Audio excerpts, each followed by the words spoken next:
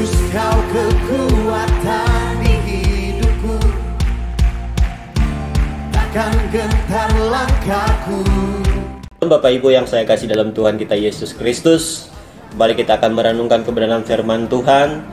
Pada hari ini masih tetap dengan tema yang sama tentang kebangkitan Kristus atas setiap orang percaya. Dalam kehidupan kita Bapak Ibu Saudara, ada hal-hal yang penting dan ada hal-hal yang kurang penting. Tetapi di dalam iman Kristen kita belajar ada hal yang sangat penting yang tidak bisa dipisahkan dalam kehidupan iman Kristen sebagai orang percaya, yaitu peristiwa kematian dan peristiwa kebangkitan. Kenapa saya katakan bahwa hal kebangkitan sangat penting dalam iman Kristen?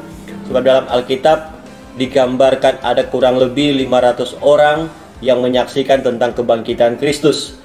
Menandakan bahwa hal ini harus menjadi bagian dalam setiap kehidupan kita sebagai orang percaya. Ya, saudaraku, Bapak Ibu yang saya kasih dalam Tuhan kita Yesus Kristus, peristiwa kebangkitan Tuhan Yesus merupakan titik penting ya yang menjadi berita tentang kemenangan orang Kristen atau kemenangan orang percaya terhadap dosa. Ada 4 hal yang saya akan bagikan bagi kita mengenai kebangkitan Kristus atas kehidupan orang percaya, sehingga dikatakan hal ini sangat penting dalam iman Kristen. Yang pertama yaitu bagaimana kebangkitan Kristus itu membuktikan bahwa maut telah dikalahkan. Maut berbicara tentang dosa.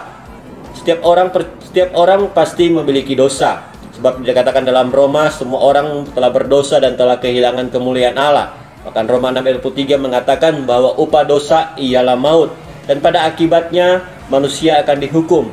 Tetapi dengan kebangkitan Kristus dalam ayat yang ke-54 sampai 57 dalam 1 Korintus pasal yang ke-15 membuktikan bahwa maut telah dikalahkan. Ya, saudaraku, ini yang menjadi bagian terpenting di mana Yesus sudah mati atas segala dosa-dosa kita di atas kayu salib, dan kebangkitannya itu membuktikan titik kemenangan atas maut.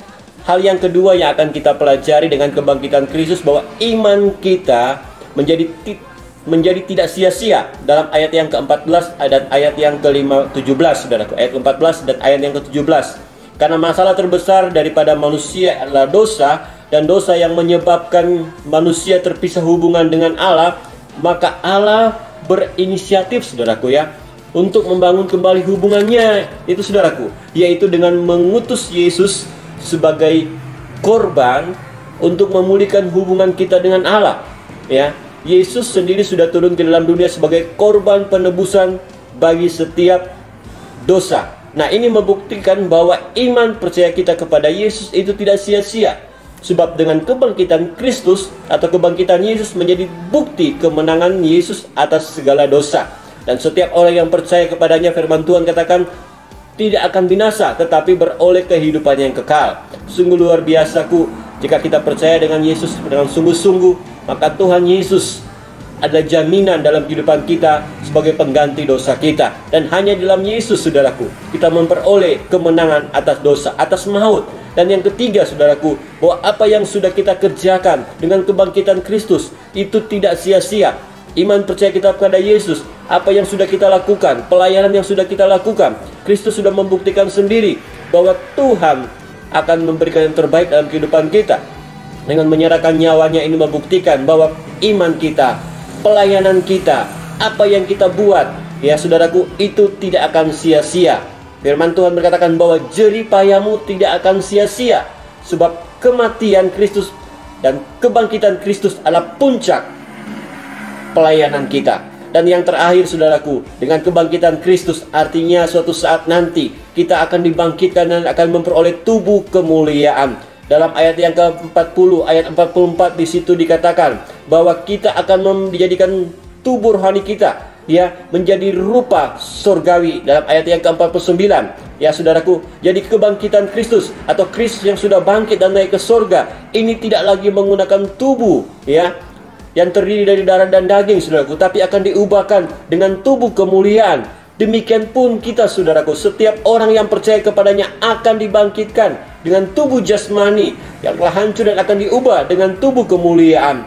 Alkitab menyatakan peristiwa ini terjadi pada saat itu akan datang untuk kedua kalinya. Jadi saudaraku, apa pelajaran yang akan kita dapati dalam firman Tuhan dalam 1 Korintus pasal yang ke-15 ini tentang kebangkitan Kristus, yaitu bagi setiap kita yang percaya, yang menerima Tuhan Yesus sebagai Tuhan dan Juru Selamat, saudaraku, tidak perlu takut lagi menghadapi apa yang namanya maut, bahkan kematian sekalipun, karena kita akan mengalami apa yang dikatakan kepastian hidup yang kekal. Artinya, saudaraku, maut tidak lagi menjadi bagian kita sebagai orang percaya.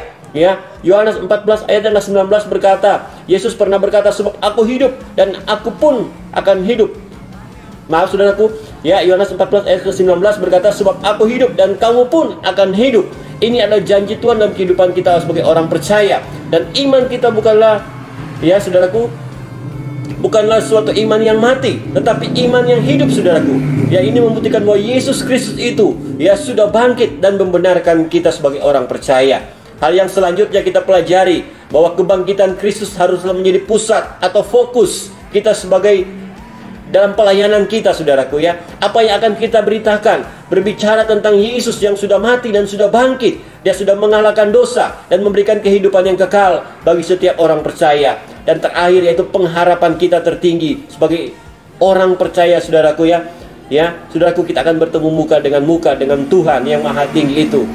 Sebab itu, saudaraku, jangan kita pikirkan apa yang menjadi masalah-masalah hari ini, tetapi terus kita berharap memandang kepada Tuhan, sebab kebangkitan Kristus sudah memberikan kemenangan bagi setiap orang yang percaya. Kiranya firman Tuhan pada hari ini memberikan kekuatan iman kita kembali, iman kita dibangkitkan, dan iman kita dimerdekakan, sebab Kristus sudah bangkit bagi saya dan saudara, dan menyediakan kehidupan yang kekal bagi setiap orang percaya. Terima kasih, selamat pagi, Tuhan Yesus memberkati. Shalom.